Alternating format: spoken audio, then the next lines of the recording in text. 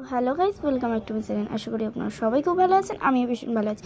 কিন্তু কি করব, এই পুজো শেষ হওয়ার পর শুরু হয়ে গেছে পরীক্ষা। তাই মা বলছে পড়তে, কিন্তু আমি তো পড়বো না। তাই আমি এই মাটির ঘরটাকে রং করব।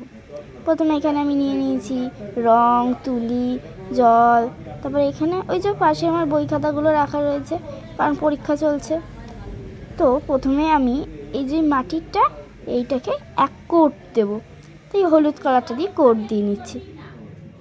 এই তো আমার এক কোট দেওয়া হয়ে গেছে, কিন্তু এক কোটে কেমন একটা লাগছে, তো তাই আমি ভাবলাম আর একটা কোট দিয়ে নিই। দ্বিতীয় কোট দেওয়ার পরেও কেমন একটা লাগছিলো, তো আমি তৃতীয় কোট আঠা দিয়ে দিয়েছি। আঠা দিয়ে দেওয়ার পর ফাইনালি এই লুকটা দেখা যাচ্ছে। তো আমি ভিতর দিকটাও রং করেছি, আর ভিতর দিকেও ডিজাইন করব। প্রথমে আমি এই যে খয়েরি কালারটা দিয়ে ভিতরে এখানে খয়েরি কালার দিয়ে করে নিয়েছি। তারপরে আমি ভিতর দিকটা একটু ডিজাইন করার চেষ্টা করছিলাম, কিন্তু এতটাই অসুবিধা হচ্ছে এখানে আমি, তাই মান্ডালা আর্টটাও করে নিয়েছি। তাই আমি ধীরে ধীরে করছি এখানে। তারপরে এখানে আমি একটা মান্ডালা আর্ট দেওয়ার চেষ্টা করেছি, একটু ছোটো মতন দেখে মান্ডালা আর্ট যাতে একটু সুন্দর লাগে।